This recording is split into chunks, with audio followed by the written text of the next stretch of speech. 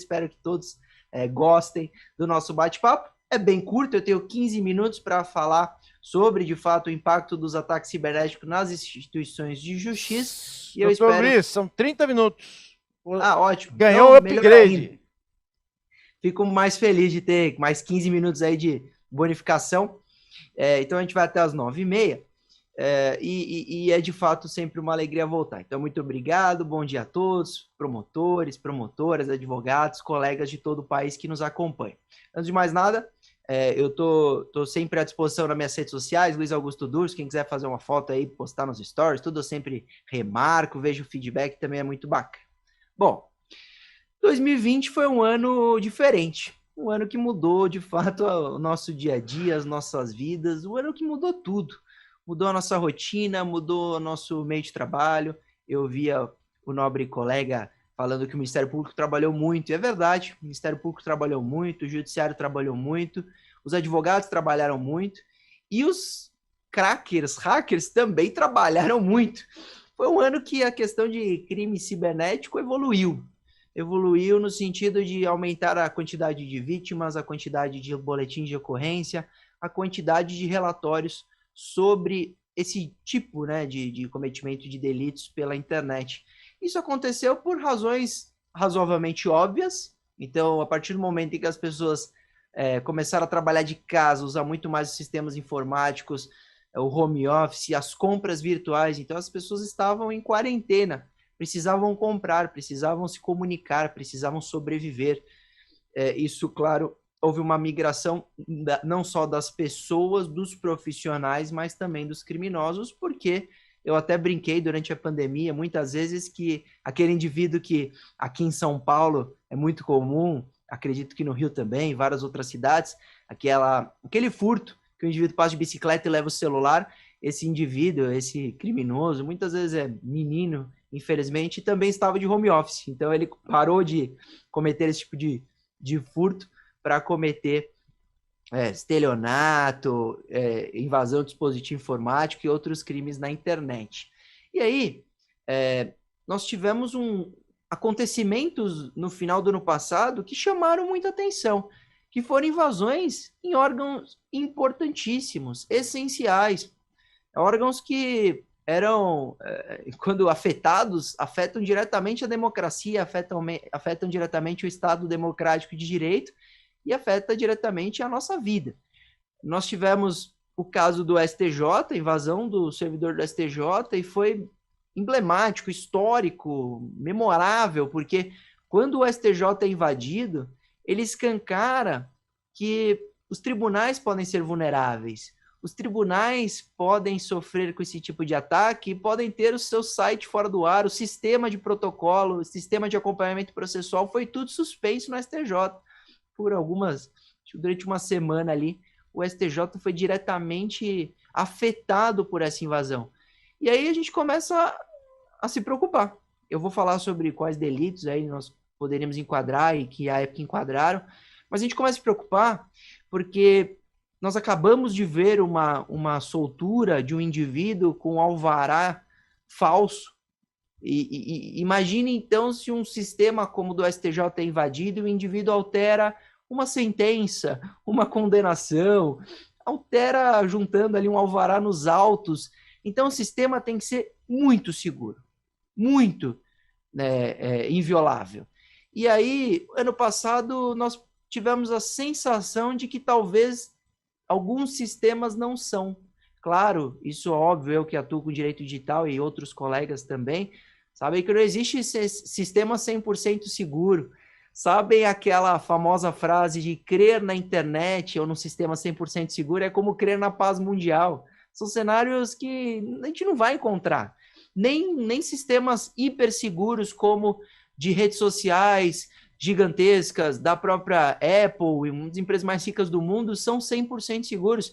E eles não têm só a questão da segurança de seu sistema e o teste interno com sua equipe de TI e de cibersegurança.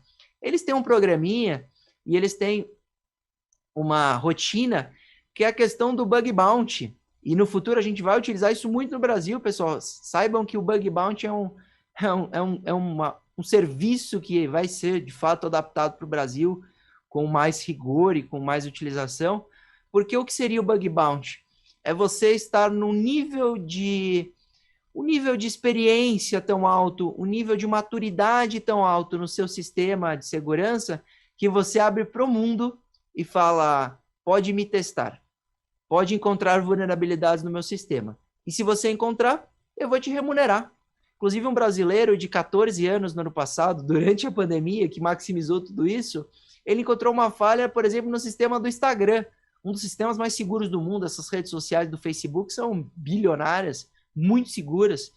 E ele encontrou uma vulnerabilidade com a utilização de filtro, etc., que era possível invadir uma conta. Ele mandou essa falha pelo serviço do Bug Bounty ali do Facebook, que é dono do Instagram, e ele recebeu 116 mil reais por ter encontrado essa falha pelo Bug Bounty. Então é um jeito de estimular e trazer um recado a esses invasores que invadiram ano passado o TSE, o STJ, Ministério da Saúde e tantos outros servidores, a falar: o crime não compensa. O programa de Bug Bounty, ele traz uma mudança cultural de que se aquele hacker, que pode ser tanto um pesquisador como pode ser um criminoso, um cracker, se ele quiser invadir um sistema para prejudicar toda a democracia ou para cometer o crime de extorsão, solicitar o resgate ali com criptografia, né, questões de, já vou falar de qual seria essa rotina e essa modalidade criminosa, que ele nunca vai receber ou nunca vai ser remunerado como se fosse pelo programa Bug Bounty na forma da justiça, na forma lícita, com origem, podendo utilizar desse dinheiro. Então, o programa Bug Bounty é essa mudança cultural a falar: você pode me testar, que eu já estou no nível tão alto de segurança que dificilmente você vai achar uma falha muito grave, e se você achar, a depender do nível da falha, eu vou te pagar. E isso criou uma evolução do mundo da segurança dos sistemas, etc., muito alto, no nível muito alto. E o Brasil ainda engatinha a questão de Bug Bounty, mas é legal a gente trazer essa experiência internacional para mostrar que nunca uma equipe de TI vai fazer um sistema que ele acredita ser vulnerável. Nunca uma equipe de TI vai entregar um produto que fala, não, esse aqui não vai funcionar, já já você vai ser invadido. Mas é difícil a própria equipe de TI olhar para o sistema e falar, olha, aqui, de fato, pode ter um risco. Ele faz um sistema para não ser invadido, para não ser violado. E, no caso, pode acontecer as invasões. E para a gente se blindar, o poder público, porque eu estou falando de STJ, e principalmente dentro do judiciário, ele vai ter que se preocupar mais com segurança da informação, se preocupar mais com segurança dos dados. A gente está acompanhando a Lei Geral de Proteção de Dados, esses mega vazamentos dos últimos meses, que, nossa, deu tanta demanda para gente que atua com direito digital e dados pessoais, porque vazamentos de 223 milhões de pessoas, e simplesmente está na internet tudo isso, e simplesmente amanhã o processo vai cair na internet, simplesmente aquilo que está em segredo de justiça, se um sistema de um tribunal for invadido, ou de uma instituição de justiça for invadido, você terá, por exemplo, aquela informação juntada aos autos que goza de segredo de justiça, que não deve ser nunca exposta, publicada na internet. Então, o efeito dessas invasões, os efeitos são gravíssimos. E a gente, de fato, demonstrou, com o passar dessas invasões e desses vazamentos e de todos esses casos, a demonstrar para o mundo que nós estamos vulneráveis. E mais do que do que a gente acreditava, ou do que nós encontrássemos uma situação que, de fato, a gente achou que não estaria. A pandemia ajudou, a pandemia acelerou tudo isso. A pandemia trouxe mais segurança, porque as pessoas, com o home office, perceberam as vulnerabilidades nas pontas. Então, nós tínhamos sistemas muito seguros. De fato, o Brasil tem alguns exemplos de segurança dentro de empresas, e de uma hora para outra o funcionário não estava mais dentro da sede, o funcionário estava em casa. E a rede do funcionário é vulnerável. E isso deu uma baita lição. A própria invasão do STJ nos deu uma baita lição, porque desconfia-se e apura-se que a invasão se deu por uma falha humana. E aí a vulnerabilidade desses sistemas essas vulnerabilidades residem muitas vezes na falha humana. E sempre vai ter vulnerabilidade na ponta em que um indivíduo conecta a um sistema, porque ele está sujeito a cair num golpe de phishing, sujeito a cair numa engenharia social, sujeito a cair num site falso de acesso e de validação de suas credenciais. A partir do momento em que um ser humano conecta nesse sistema, ele já se torna muito mais vulnerável. Então, uma ponta de vulnerabilidade, de fato, é nós. De fato, somos nós. De fato, é o usuário. E o STJ aconteceu exatamente isso, né? Pelo menos foi o que foi anunciado durante muito tempo, que o indivíduo, ele, detentor de suas credenciais de acesso, por um phishing, uma engenharia social, concedeu os acessos a um criminoso e ele utilizou-se disso para navegar em sistemas sigilosos, claro, do STJ e tirou ali o serviço do ar. E aí a gente começa a refletir sobre as questões legais. Falamos das questões teóricas, práticas, mas e as questões legais? Nós que atuamos com crimes cibernéticos, então do direito digital eu foquei dentro da parte penal, a gente fica muito preocupado, porque além da experiência de que esses casos trouxeram à tona as vulnerabilidades, trouxeram à tona também duas situações graves que nós acompanhamos nos casos de crimes virtuais. Primeira situação grave, uma dificuldade na investigação. O Brasil tem dificuldade.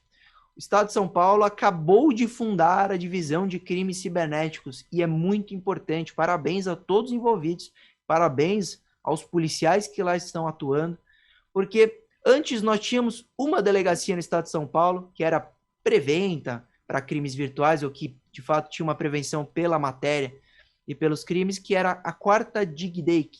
Era uma delegacia para crimes virtuais. E ela foi sobrecarregada por demandas, porque, claro, os crimes estão migrando para a internet, aqueles que de fato é possível cometer pela internet, e ela se sobrecarregou muito rapidamente, muito. E aí começou-se, então, a recusar a lavratura de BO, ou pelo menos o encaminhamento a outras delegacias, ou trazendo uma prevenção ou uma competência muito mais específica. Então, falando, não é mais uma delegacia de crimes virtuais, agora é uma delegacia de crimes virtuais envolvendo fraudes financeiras de grandes valores. Então, teve que segmentar. E a gente precisava de uma divisão, como o Brasil inteiro precisa, como todos os estados precisam, como o Ministério Público tem que ter uma divisão especializada, um setor que cuide de crimes virtuais, como eu defendo varas e câmaras especializadas para analisar crimes virtuais, porque o juiz, o desembargador, o ministro tem que entender para julgar essas causas. E até teve um colega uma vez que me contestou, falou, mas doutor, o juiz julga tudo, ele não precisa ser especializado. E aí eu respondi, falei, mas nós temos os exemplos da vara que cuida de crimes contra a mulher, a vara especializada em questão de crimes financeiros, por que não do virtual? É uma tendência tão natural e tão preocupante os crimes migrarem para a internet, é um aumento tão significativo que a gente acompanha. Eu defendo sim, varas especializadas, juízes, desembargadores e ministros que entendam de tecnologia, que entendam da quebra de IP, que entendam de porta lógica, que entendam que o IP hoje pode ser utilizado por várias máquinas, por várias conexões simultaneamente, e se você só quebrar o IP, você não vai encontrar a origem, que entendam que a gente precisa de acordos de colaboração internacional, de cooperação internacional, que entendam que a gente precisa assinar os tratados que tratam de combate aos crimes virtuais, porque senão o Brasil vai ficar para trás, porque senão o IP oriundo de fora do país, num crime cibernético, de uma invasão do STJ, amanhã do STF, etc., vai inviabilizar uma investigação se for de fora do país. A gente precisa debater sobre isso, e por isso eu agradeço o espaço aqui no Enastic, para a gente refletir sobre isso, para a gente cobrar isso. Porque aqui, num evento do Ministério Público importantíssimo, que presta um serviço essencial nos pilares da justiça, na família forense. Meu pai é advogado há 40 anos e ele me influenciou muito a vir para o direito. Eu não queria ter feito direito, queria ter feito ciência da computação, TI, eu adorava tecnologia.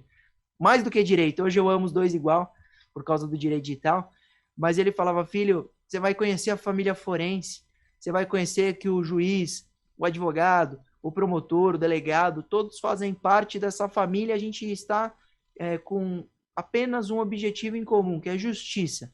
E para termos justiça na internet, a gente vai precisar melhorar e muito as leis, que é onde eu quero chegar agora. Porque a gente sente uma impunidade tão grande na internet, não é? Então você vê casos memoráveis de invasão de Telegram de autoridades, como do Sérgio Moro, de invasão do STJ, de invasão a advogados e a escritórios, de vazamento de dados de 223 milhões de brasileiros. E o que é feito? Quem é punido? O que acontece para essas pessoas? E aí eu tenho certeza que o promotor vai ter dificuldade em conseguir condenações, ou pelo menos condenações que levem alguém à cadeia ou ao resultado que tenha proporcionalidade à sua conduta. E por que eu falo isso? Vamos analisar a invasão do STJ. O indivíduo invade um servidor, invade ali um computador e etc. E ele criptografou as informações e começou a cobrar ali um resgate, né? A gente chama, mas é um pagamento para devolver o acesso. Quais os crimes que a gente poderia enquadrar nesse caso concreto? Primeiro crime, o mais comum quando a gente fala de direito digital, invasão de dispositivo informático. Está lá no artigo 154A do Código Penal, ele entrou em vigor em 2012 com a Lei Carolina Dickmann, e ele traz que invadir computador, mediante quebra de mecanismo de segurança, é crime quando se invade, né, esses dispositivos ou instala vulnerabilidades. E ele traz uma pena de 3 meses a 1 ano. Então o indivíduo invade o servidor, causa um caos, e a pena do CAPT é 3 meses a 1 ano. Tem um aumento de pena, né? Vamos abrir aqui a lei. Se houver prejuízo econômico, vai ter um sexto a 1/3 de aumento de pena. Nesse caso, poderia até pensar nesse aumento, que houve, de fato, se tirar o site da STJ do ar, tem um prejuízo econômico. Só que o parágrafo 3º traria, então, um aumento expresso. Então, se da invasão resultar a obtenção de conteúdo de comunicação eletrônica privada, segredo comercial e industrial, informações sigilosas. Então, eu penso que a partir do momento que ele invadiu o sistema da STJ, ele teve acesso a informações sigilosas, ou controle remoto não autorizado do dispositivo invadido, reclusão de 6 meses a 2 anos. Então, pensando no caso concreto, se a gente conseguisse capitular, enquadrar no parágrafo 3º do 154A, nós teríamos 6 meses a 2 anos. Ainda a pena é baixa para o indivíduo que invade um servidor do tamanho do Superior Tribunal de Justiça, do STJ. Outro crime, que aí teria uma pena um pouco mais adequada, mas dependeria dele cometer a extorsão, que seria do 158, que cometeu o crime de extorsão. Então, ele criptografa as informações e solicita o pagamento, exige o pagamento para devolver o acesso das pessoas. Crime de extorsão, pena de 4 a 10 anos de reclusão. Aqui você percebe, inclusive, a gente sabe que esse ataque ao STJ dificilmente foi cometido por uma pessoa só. Então, a gente poderia ainda incluir no parágrafo 1º do 158, se o crime é cometido por 2 ou mais pessoas, aumenta-se de 1/3 até metade. Então, a gente teria 4 a 10 anos com um aumento de pena ainda, uma pena mais adequada. Mas, e se o indivíduo, invasor, não tivesse cometido essa extorsão para ter uma pena de 4 a 10 anos? Ele ficaria na invasão do dispositivo, 3 a 1 ano, né, de detenção, ou com aumento do parágrafo 3º que eu disse, ou tentou-se ali enquadrar no artigo 266 do Código Penal, interrupção ou perturbação de serviço telegráfico, telefônico, informático, telemático ou de informação de utilidade pública. Então, quem interrompe ou perturba serviço telegráfico, radiotelegráfico ou telefônico, tem uma detenção de 1 a 3 anos, mas o parágrafo 1º enquadraria a questão do crime da STJ, incorre na mesma pena quem interrompe serviço telemático ou de informação de utilidade pública ou impede ou dificulta o restabelecimento, 1 a 3 anos. Então, aqui teria uma resposta penal um pouco mais adequada se conseguíssemos aqui capitular no 266 com a denúncia neste artigo. Então, nós teríamos 3 hipóteses: extorsão, invasão do dispositivo informático e a suspensão de serviço essencial aí pela internet. Vamos supor que ele não tivesse suspendido o sistema do STJ e não tivesse cometido a extorsão. A pena seria do 154A. Então, a gente percebe que ainda a resposta penal, em muitos casos, não é proporcional. Então, o indivíduo, por exemplo, a invasão agora de 223 milhões, qual seria o crime? A gente debate ainda, tem alguns que entendem que poderia capitular na violação de segredo, outros abominam essa capitulação do artigo da violação de segredo no Código Penal, e teria uma pena um pouco mais adequada, mas se não houver um enquadramento na violação de segredo, dessa conduta do vazamento de dados aí, 223 milhões, não há previsão penal para punir esse indivíduo. Só se ele utilizar esses dados para cometer um crime, aí sim falsificar um documento, etc. Senão, dificilmente a gente vai conseguir enquadrá-la na violação de segredo, nem resposta penal tem para essa conduta. Então, já me encaminhando para o final, a reflexão que eu queria fazer é que a pergunta, né, que foi feita para mim no meu tema é qual o impacto. E o impacto é absurdo, eu diria, o impacto é inimaginável, porque o impacto pode ser de uma suspensão de um serviço de um tribunal essencial, um impacto na democracia, no Estado democrático de direito, no direito de defesa, porque o indivíduo fica preso durante esse tempo, sem conseguir que seu habeas corpus seja analisado, apreciado, o indivíduo perde ali, de fato, o acesso à justiça. Então, o impacto é gigantesco, inimaginável, é gravíssimo.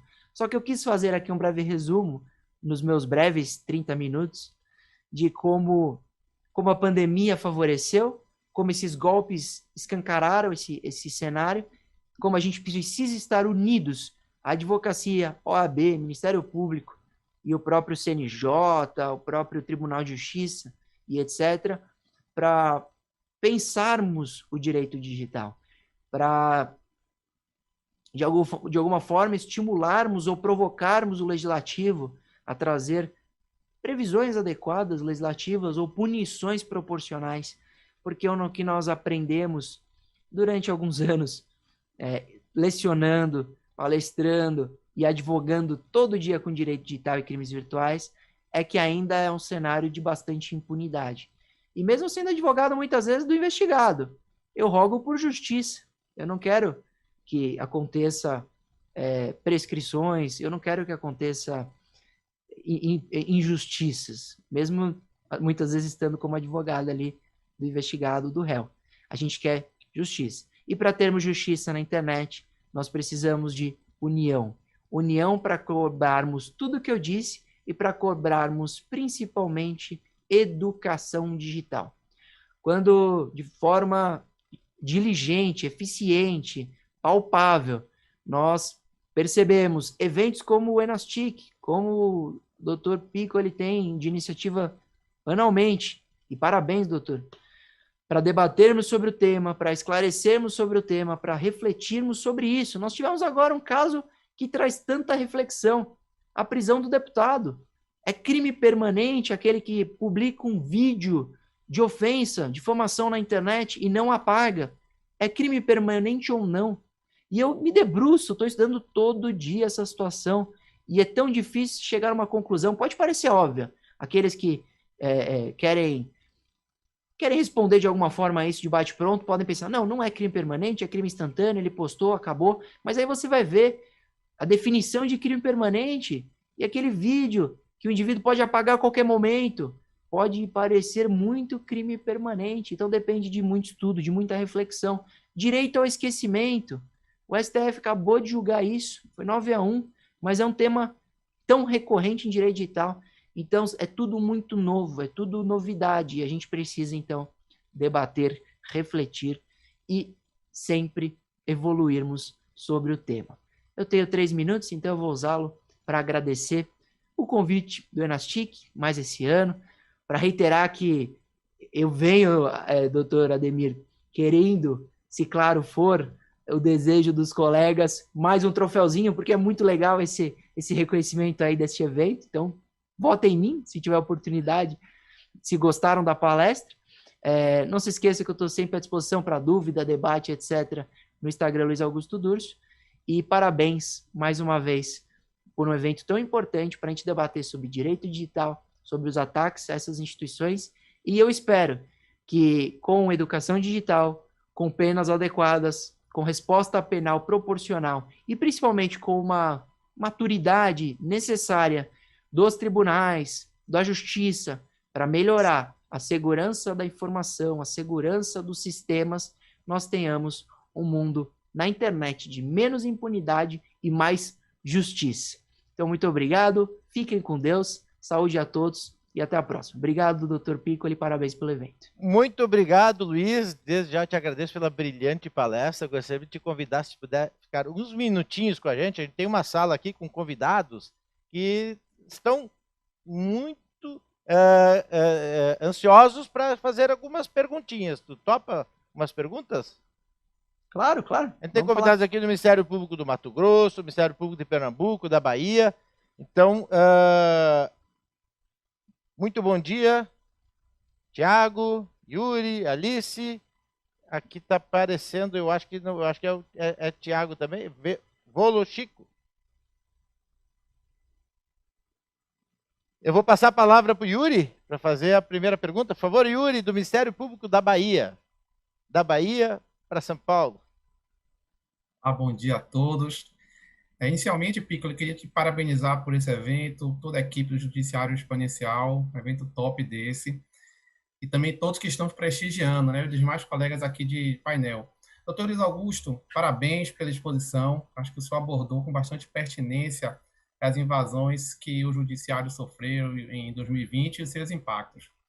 Eu concordo com o senhor quando o senhor comentou que nós, as pessoas, somos um dos elos fracos nessa corrente segurando a informação, né? E o senhor comentou que é necessário uma educação digital. Como membro do Judiciário, o senhor vê os cursos de direito, onde são formados advogados, investindo nessa cadeira de direito digital? Como é que o senhor vê essa evolução para o mundo jurídico? Muito obrigado, doutor. Obrigado pelas palavras, obrigado pela pergunta. Você sabe que eu amo a Bahia. Que lugar maravilhoso. Eu sou muito fã, mesmo sendo advogado, sempre de terno e gravata, eu sou muito fã do Bel Marques, esse artista maravilhoso que leva a música do Brasil para o mundo inteiro e é um baiano querido. Tive a honra de conhecê-lo. Mas, vamos voltar ao tema, né? Educação digital, ele vai favorecer em todos os aspectos. E quando falamos das escolas de direito, eu tenho feedback direto, porque como eu dou muita aula de direito digital pelo Brasil inteiro, principalmente agora com a pandemia por videoconferência, e eu sou coordenador e professor de cursos de direito digital, de extensão principalmente, que vende para esses alunos de direito, eu sinto a carência de direito digital na grade de algumas, né, faculdades de direito. Algumas estão muito evoluídas, já debatem sobre isso, já falam isso há algum tempo, mas outras nem na grade tem, nem o tema é tocado. Então, o estudante de direito, ele vai passar por toda a sua faculdade, toda a graduação, sem ouvir falar de direito digital. Isso é absurdo, porque o direito digital pode parecer um tema secundário. E eu já penso diferente, eu penso que o direito digital está acima, porque, claro, eu penso que é uma matéria específica, eu penso que é sim, até porque o impacto da tecnologia nas matérias já consolidadas, então quando você vê o impacto do direito digital no direito penal, o impacto do direito digital no direito trabalhista, no direito civil, deve-se aquele que quer trabalhar ter um profundo conhecimento de questões tecnológicas e digitais. Então, claro que se tiver uma matéria na faculdade, não vai ser direito digital no âmbito penal, direito digital no âmbito civil, mas pelo menos ventilar isso para os alunos, para eles debaterem sobre direito digital, ou pelo menos focar nas partes mais importantes de cada matéria, como o direito digital sendo um grande guarda-chuva e não uma matéria secundária, que acaba comportando todas essas matérias. Então, eu ainda vejo com bastante preocupação algumas faculdades e alguns estados, de fato, que nunca tocaram no tema. Eu, uma vez, há 2 anos, fui palestrar no Mato Grosso e, ao chegar lá, o professor da faculdade que me recebeu disse, olha, nós pouco falamos e pouco ouvimos de direito digital aqui, que bom a sua presença e por isso que nós quisemos o senhor aqui, para ver se a gente, de alguma forma, estimula a coordenação e a faculdade a incluir isso na grade, porque não tem nada. Isso há 2 anos, que é recente isso é 2019, 2018, 2019. Então, eu vejo com preocupação e a necessidade extrema dos operadores do direito, na graduação, na base, já começarem a debater, ouvir e escrever sobre direito digital. Muito obrigado, doutor Luiz. Realmente a educação é fundamental, a gente precisa investir nisso, precisa desenvolver, porque é através da educação que a gente consegue evoluir na nossa transformação. Inclusive questões de segurança, né? Segurança da informação depende muito de educação das pessoas, né? De cultura. Doutor Leandro Volosco, do Ministério Público do Mato Grosso. Acertei? Obrigado. Sim, acertou em cheio, mas também a dica foi boa. Eu agradeço a presença aqui, agradeço pela participação do evento, enfim, e doutor Luiz, parabenizá-lo imensamente, foi uma fala muito feliz do senhor. Eu sou promotor de justiça aqui no Mato Grosso, o senhor acabou de mencionar o Mato Grosso, né, como um exemplo aí de que precisamos avançar um pouquinho.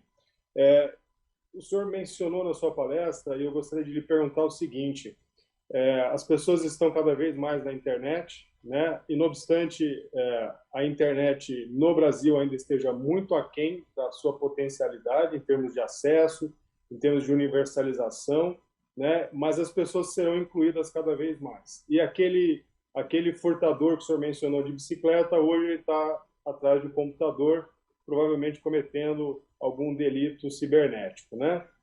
O senhor passou por cima da questão da estrutura, né, do judiciário como um todo, do sistema de justiça para enfrentamento dessas situações.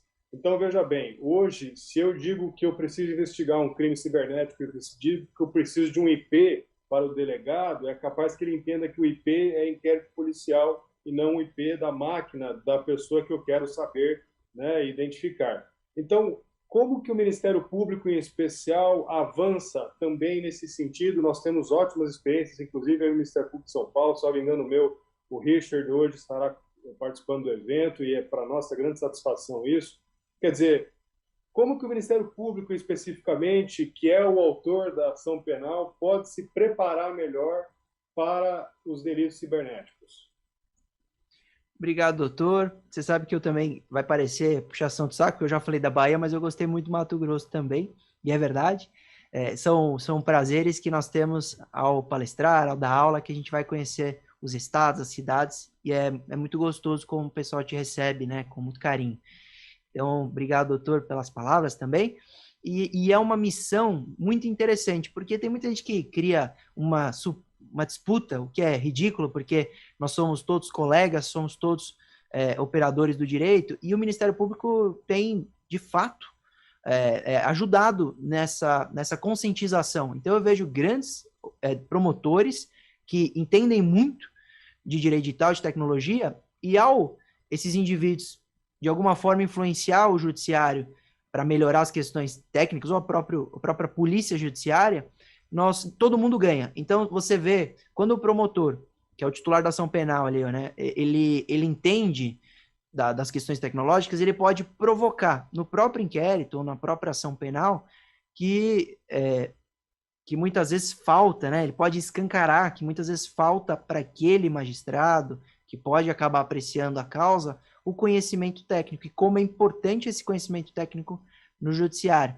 Então, o Ministério Público ele pode ajudar nessa mudança cultural do judiciário de 2 formas, tanto institucional, o Ministério Público tem muita influência, é um órgão muito respeitado e pode, de fato, estar com a OAB ou com outros órgãos para a gente cobrar do judiciário uma atualização, e também na própria ação penal, quando ele provoca, no próprio inquérito também, quando ele provoca uma investigação, quando ele requisita diligências, etc., ele está de alguma forma influenciando. Mas o Ministério Público também está se atualizando. E aí, nada melhor do que a própria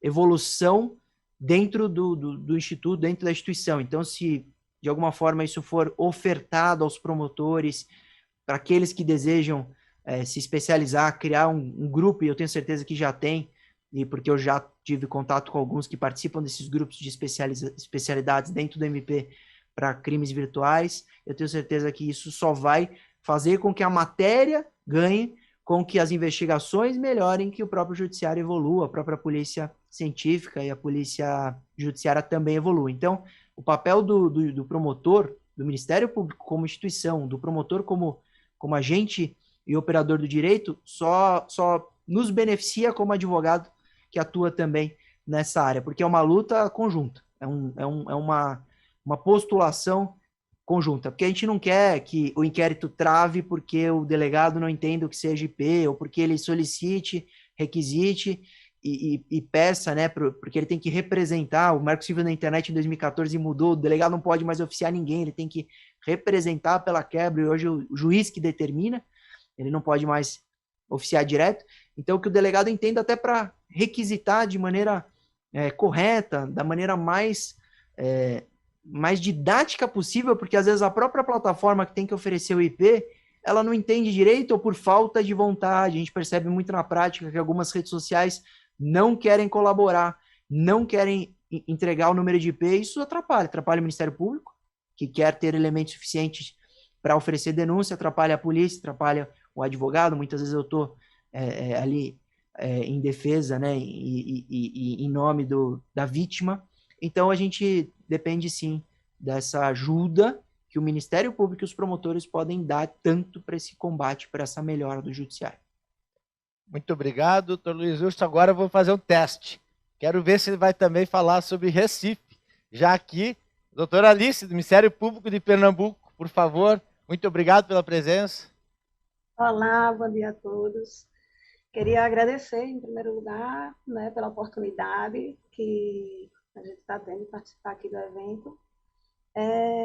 Sou entusiasta da área, mas assumi recentemente aqui o Núcleo de Tecnologia e Inovação do Ministério Público de Pernambuco, né? Espero ter agora muitas oportunidades para a gente interagir.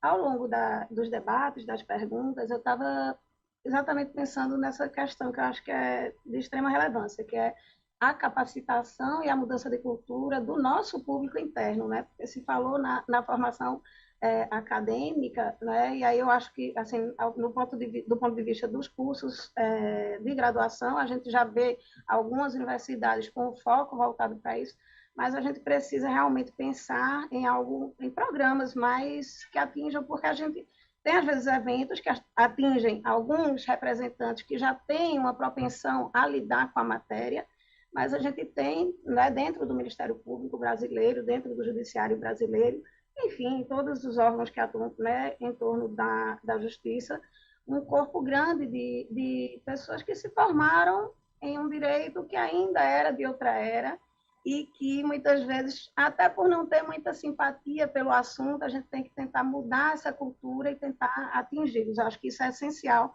para que a gente possa colocar na prática, implementar realmente mudanças, né? Mas foram só algumas colocações. Eu gostei muito da palestra, assim, no que diz respeito a essa questão, porque a gente discute muito o que seria, assim, o que são as dificuldades de técnicas, ferramentas adequadas para a investigação. Mas, de fato, é um questionamento que tem que ser enfrentado, a adequação da legislação do ponto de vista da baliza, né, de que o crime não compense. Eu acredito que, na verdade, os fatos vão levando o direito a se adequar, né? Acho que a gente, vivenciando todos esses fatos que foram mencionados agora recentemente, que são de conhecimento de todos, tudo isso leva a própria sociedade a requestionar esses parâmetros que foram estabelecidos. Mas eu não sei se o senhor poderia também trazer para a gente, discorrer um pouco, porque como é que a gente está tratando disso no direito comparado, né? A gente sabe que tem alguns países que estão com uma legislação bem mais evoluída nesse ponto, que foi exatamente o ponto central da palestra.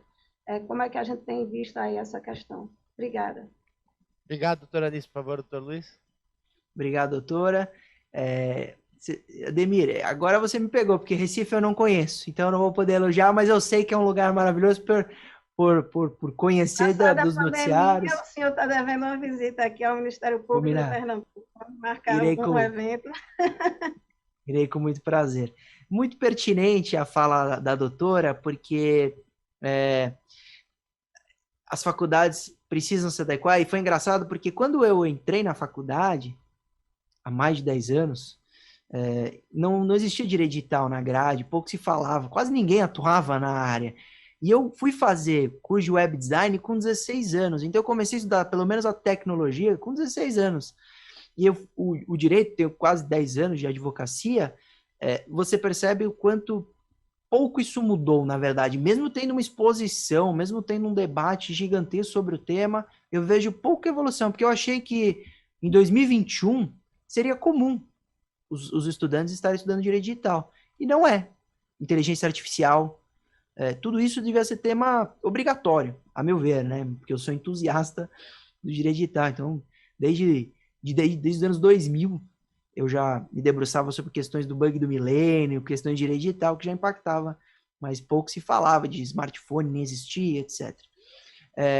O direito comparado nos ensina muito, viu, doutora? Porque os crimes virtuais são tratados pelo mundo com muito rigor, principalmente questão de pedofilia na internet, principalmente com questão de venda de drogas na deep web, principalmente com o tráfico, etc. Então, a gente percebe que alguns países têm muito, muito a nos ensinar. Inclusive, a própria Europa nos ensinou de maneira tão bela com a GDPR, né, General Data Protection Regulation, que é a Lei Europeia de Proteção de Dados, que o Brasil foi e se espelhou. A LGPD nada mais é do que uma grande inspiração da GDPR, a Lei Geral de Proteção de Dados no Brasil.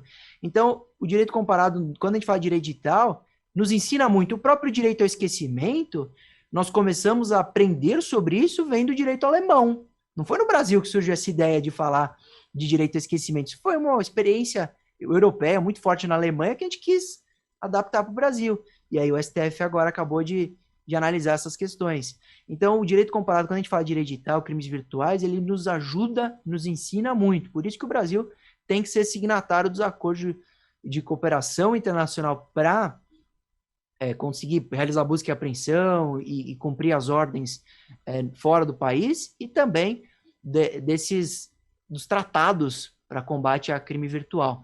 Então, o Brasil precisa, sim, e tem muito a ganhar com cooperações e com influências vindas do exterior. Poucos países vão influenciar mal a gente, porque as punições são mais adequadas, a investigação é mais célere e muito mais eficiente. Então, o Brasil tem muito que aprender com direito comparado aí com relação ao direito digital.